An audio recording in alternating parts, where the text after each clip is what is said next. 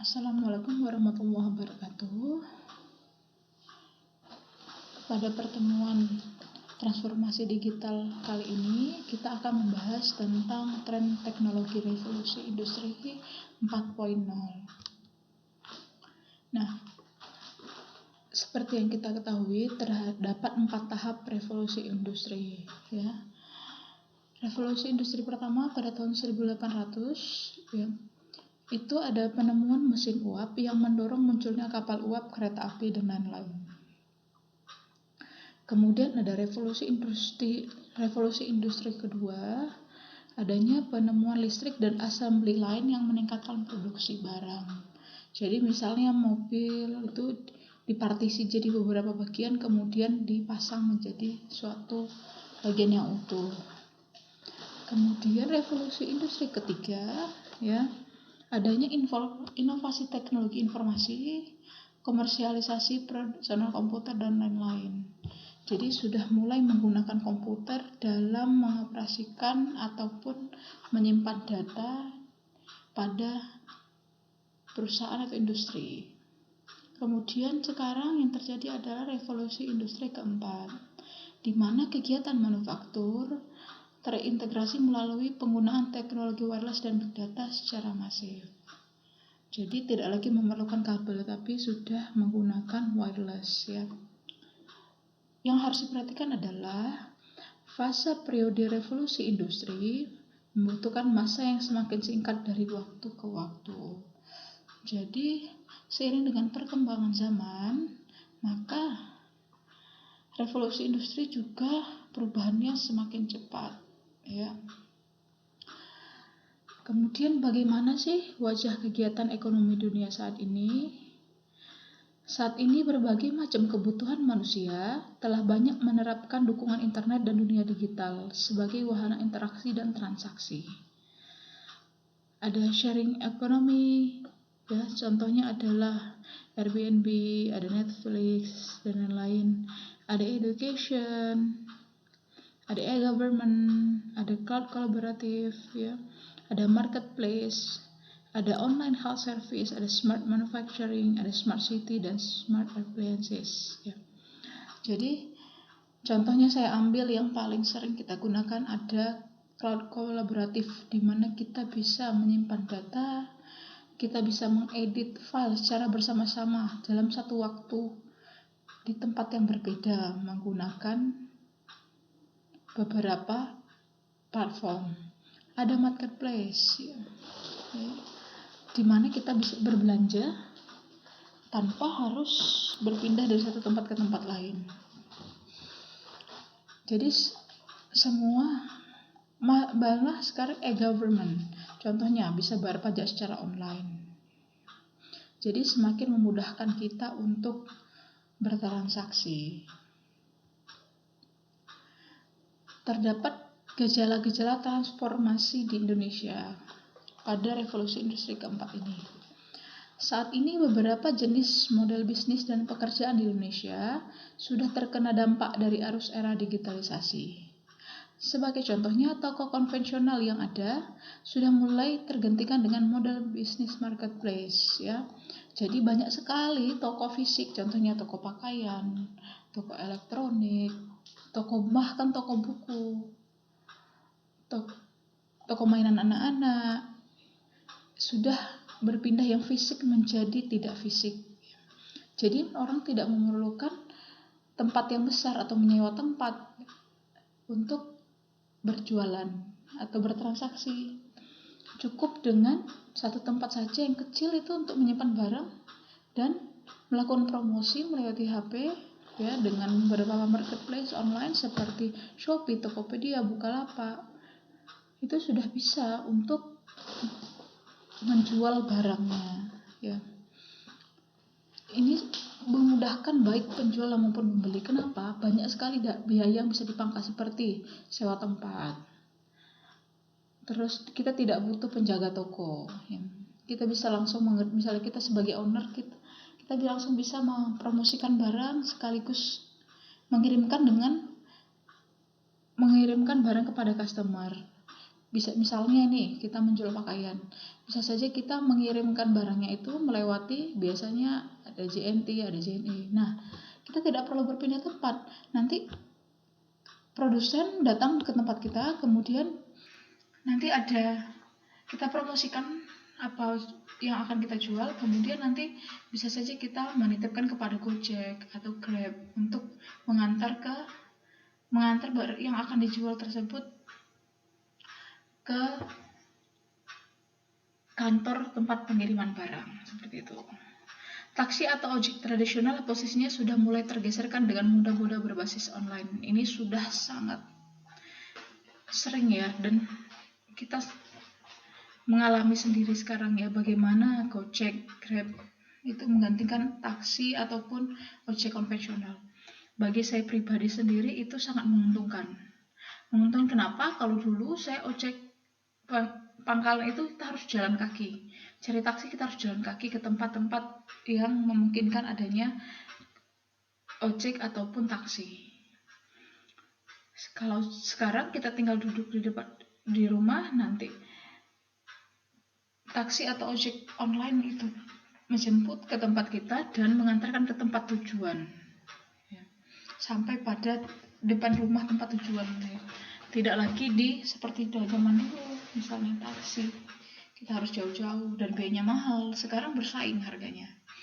Jadi jika kita bekerja di daerah ini atau toko konvensional ataupun taksi atau ojek tradisional, kita juga harus mengikuti tren teknologi. Kenapa? Kalau tidak bisa ketinggalan ya. Kalau kita hanya mengharapkan berjualan fisik dan sudah ketinggalan zaman, itu dijamin kita akan rugi. Jadi kita harus bisa mengikuti perkembangan. Era baru industrialisasi digital. Di balik ada ancaman dan peluang ya. Di era baru industrialisasi digital ini, ancamannya secara global, era digitalisasi akan menghilangkan sekitar 1-1,5 miliar pekerjaan sepanjang tahun 2015 sampai 2025 karena digantikannya posisi manusia dengan mesin otomatis. Jadi contohnya saja di Amerika itu sudah banyak sekarang yang belanja di supermarket tapi kita tidak usah datang, kita tinggal pesan online, nanti belanjaannya akan diantar ke rumah. Itu belanjanya itu barangnya itu dimasukkan oleh robot ke keranjang-keranjang belanja, seperti itu. Jadi banyak sekali pekerjaan yang sudah digantikan oleh robot ya. Diestimasi bahwa di masa yang akan datang, 65% murid sekolah dasar di dunia akan bekerja pada pekerjaan yang belum ada hari ini. Ini laporan dari US Department of Labor Report. Jadi maksudnya apa? Yang diperlukan sekarang adalah industri kreatif yang belum ada di masa-masa sebelumnya belum ada. Karena yang sudah ada itu akan tergantikan oleh robot. Bahkan restoran robot pun sudah banyak sebenarnya. Jadi kita pesan, jadi di restoran itu tidak ada pelayan. Kita pesan lewat komputer, nanti ada sistem otomatis yang menjalankan yang masak, kemudian nanti akan robot yang mengantarkan, kita bayar, seperti itu. Jadi semuanya sudah bisa digantikan robot ya. Kalau kita tidak bisa digantikan oleh robot, maka kita harus memiliki keunggulan yang unik gitu, yang tidak bisa digantikan. Tapi di sisi ancaman ada peluang. Apa peluangnya? Era digitalisasi berpotensi memberikan peningkatan net tenaga kerja hingga 2,1 juta pekerjaan baru pada tahun 2025. Memang akan menghilangkan pekerjaan, tetapi akan ada pekerjaan baru. Terdapat potensi pengurangan emisi karbon kira-kira 26 miliar metrik ton dari 3 industri yaitu elektronik, logistik, dan otomotif dari tahun 2018 sampai 2025. Kenapa kira-kira mengurangi emisi karbon? Karena yang pertama mengurangi perpindahan tempat. Seperti yang saya jelaskan sebelumnya, misalnya toko konvensional zaman dahulu itu misalnya ke supplier itu udah distributor yang keberapa. Sementara kalau online itu akan memangkas semua kegiatan tersebut. Otomatis tidak ada transportasi sehingga akan mengurangi emisi karbon dari logistik ataupun otomotif ya. Tantangan skill di industri masa depan. Jadi masa depan tuh apa saja sih yang dibutuhkan? Ada banyak sekali skill yang dibutuhkan, tetapi saya akan membahas 5 ya. Ada cognitive abilities, ada system skills, ada complex problem solving, ada process skills, dan social skills. Ini 5 terbesar yang skill yang dibutuhkan di industri masa depan. Mulai dari yang paling besar adalah complex problem solving. Apa itu? Yaitu kemampuan untuk memecahkan masalah yang asing dan belum diketahui solusinya di dalam dunia nyata. Jadi, misalnya ada masalah tiba-tiba kamu bekerja di perusahaan, ada masalah tiba-tiba yang belum ada pernah terjadi permasalahan sebelumnya, harus bisa menyelesaikan masalah tersebut. Jadi setelah kamu lulus, kemampuan problem solving ini sangat dibutuhkan dalam perusahaan. Kalaupun wirausaha ia juga sangat dibutuhkan. Contohnya apa? Misalnya dulu orang belum terpikirkan untuk membuat online shopping. Ya.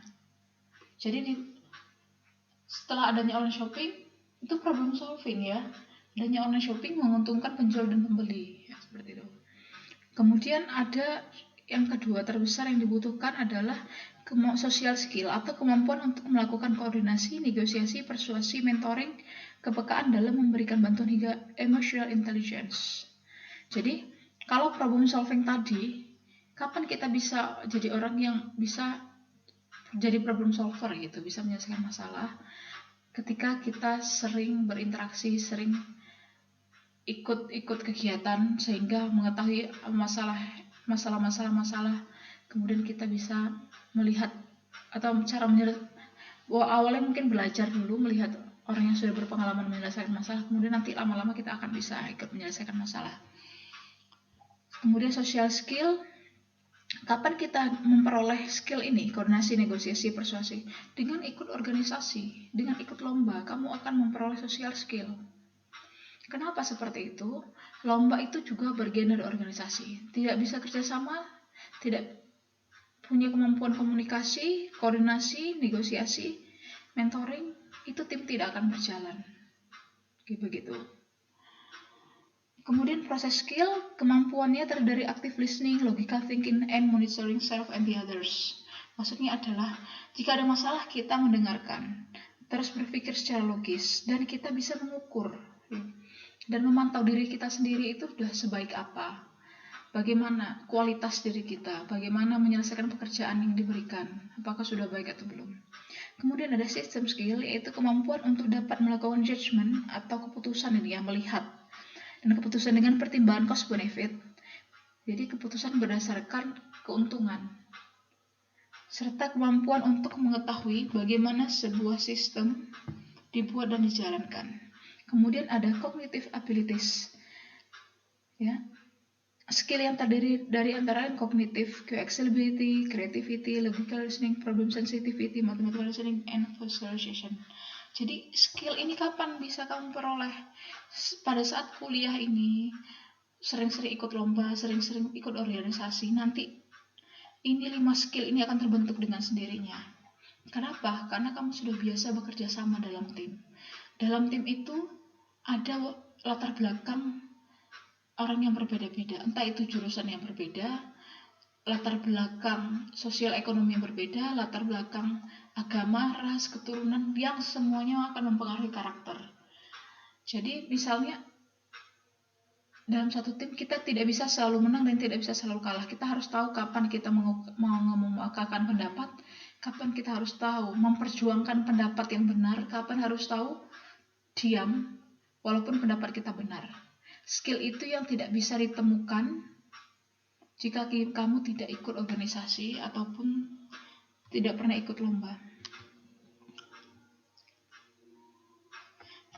Ini adalah skill di industri masa depan yang sudah kita bahas tadi ya.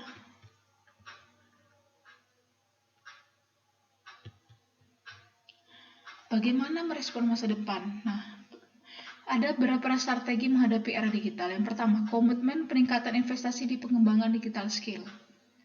Misalnya, kamu belajar, ini jurusan diksi ya, digital, skill-skill yang berhubungan dengan digital, kamu ikut kursus seperti itu. Yang kedua, selalu mencoba dan menerapkan prototipe teknologi terbaru, learn by doing. Learn by doing itu, jadi jangan malu untuk mempelajari hal baru. Yang ketiga, menggali bentuk kolaborasi baru bagi model sertifikasi atau pendidikan dalam ranah peningkatan digital skill. Kalau ini sudah level pendidik ya. Jadi maksudnya misalnya dosen-dosen atau kampus lah, manajemen kampus itu mengadakan pelatihan untuk meningkatkan skill mahasiswa dalam bidang digital seperti itu. Kalau nomor 4, dilakukannya kolaborasi antara dunia industri, akademisi, dan masyarakat untuk mengidentifikasi permintaan dan ketersediaan skill bagi era digital di masa depan. Nah, nomor 4 ini harus ada kolaborasi antara industri, akademisi, dan masyarakat untuk mengetahui kebutuhan industri ke depan itu seperti apa. Setelah mengetahui kebutuhan industri, maka buka jurusan yang sesuai dengan kebutuhan industri. Kemudian disosialisasikan ke masyarakat bahwa kebutuhan industri masa depan itu apa dalam bidang digital. Kemudian nomor 5, menyusun kurikulum pendidikan yang telah memasukkan materi terkait human digital skill. 5 ini makanya kita belajar transformasi digital ya. Kurikulum pendidikan telah memasukkan materi terkait human digital skill. Jadi zaman sekarang apa-apa itu digital gitu. Disruption of technology in the fourth industrial revolution. Jadi apa sih gebrakan teknologi pada revolusi industri 4? Yang pertama, sebagian besar perusahaan menggunakan teknologi untuk menjual produk mereka secara online. Ya. Jadi bahkan untuk memesan produk-produk yang besar sekalipun, mesin-mesin sekarang sudah bisa dipesan secara online. Tidak perlu datang ke sana untuk melihat peluang lagi untuk menego harga, tidak. Kita bisa tawar-menawar secara online. Nomor 2, Indonesia perlu meningkatkan kualitas keterampilan tenaga kerja dengan teknologi digital. Walaupun di Indonesia teknologi digital sudah cukup baik, tapi kita masih sangat ketinggalan. Contohnya apa? Internet, ya, kecepatan internet Indonesia sama di negara lain yang maju bisa dicek sendiri. Bahkan negara maju internet itu banyak yang gratis seperti itu ya. Kemudian literasi teknologi, memahami cara kerja mesin dan penerapan teknologi seperti coding, artificial intelligence, dan engineering principles. Jadi walaupun kita jurusannya diksi, tetap harus memahami minimal sedikit-sedikit cara kerja mesin dan penerapan teknologinya. Ya. Jadi sebenarnya ada banyak kelebihan dan juga pasti ada kekurangan dengan adanya teknologi industri 4.0 ini ya, revolusi industri 4.0. Kelebihannya efisien, kita hemat waktu, energi, terus menghemat biaya dalam melakukan aktivitas, baik itu skala kecil ataupun skala besar, bahkan industri juga.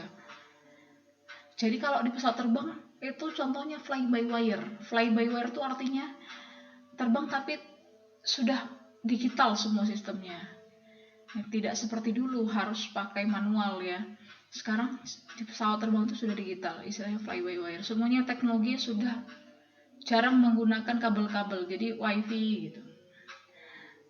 Kemudian kelebihannya apa lagi? Banyak sekali kalau kita mau lihat kelebihannya ya. Zaman sekarang sama zaman dulu untuk jualan itu lebih mudah menurut saya zaman sekarang. Dengan modal HP aja sudah bisa jualan asalkan punya niat, harganya bersaing, mau mempelajari teknologi pemasaran, mau bekerja keras, konsisten.